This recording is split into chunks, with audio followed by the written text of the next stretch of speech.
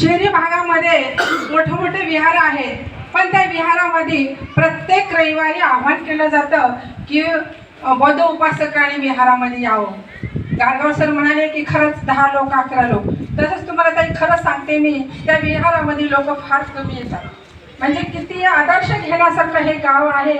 आणि मी बरेचदा ऐकले आहे की सारोळा गाव हे अगदी 1 वर्षापासून पुढे गेलेलं आहे.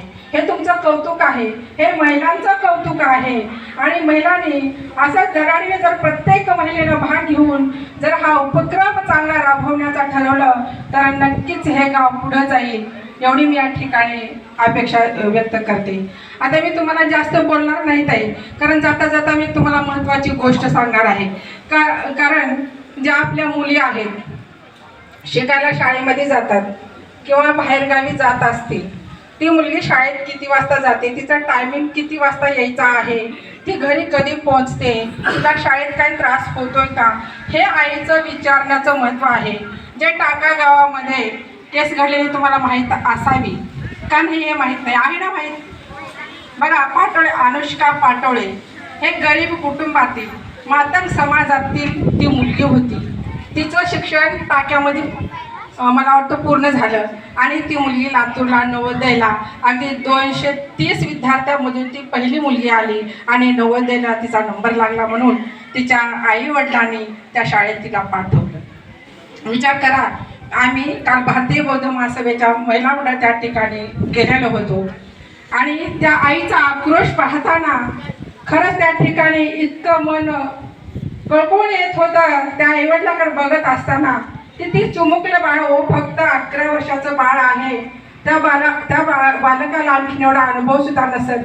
त्या मुलीवर अनेक आरोप रचले गेले.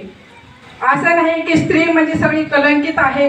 कुठलाही जर प्रसंग घडला तर फक्त पहिला कलंक हा बाईला लावला जातो.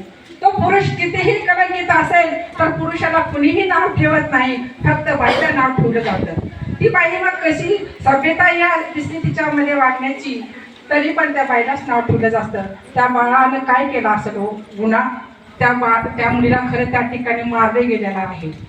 तिच्यावर अनेक आरोप रचले गेले आहेत. ती केस दबवण्यामध्ये आलेली आहे. तर 25 तारखेला लातूरमध्ये भव्य मोर्चा निघणार आहे.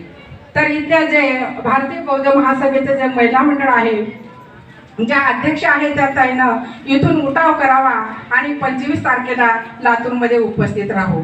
कारण त्या बालकाला न्याय मिळाला पाहिजे. त्या बालकाला न्याय आपण सर्वांनी मिळून दिला पाहिजे. आपण फक्त जाती जातीत वर्ग करू लागलो, ज्या जातीत घडले त्या जातीनं पुढे जायचं आणि लढा द्यायचं. पण बाबासाहेबांनी एकच जात पाहिलेली नाही.